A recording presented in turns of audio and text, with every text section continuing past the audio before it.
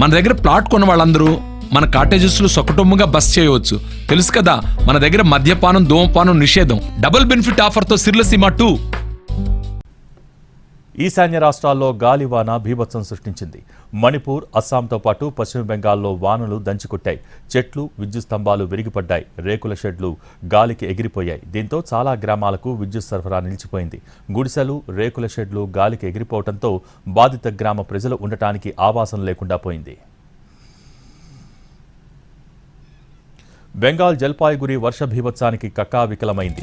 జనజీవనం అస్తవ్యస్తమైంది. దీంతో ప్రభావిత గ్రామాల ప్రజలను శిబిరాలకు తరలించారు ప్రభుత్వ అధికారులు. బాధితులకు నిత్యావసర సామాగ్రి అందించారు. దెబ్బతిన్న విద్యుత్ సరఫరాను పునరుద్ధరిస్తున్నారు.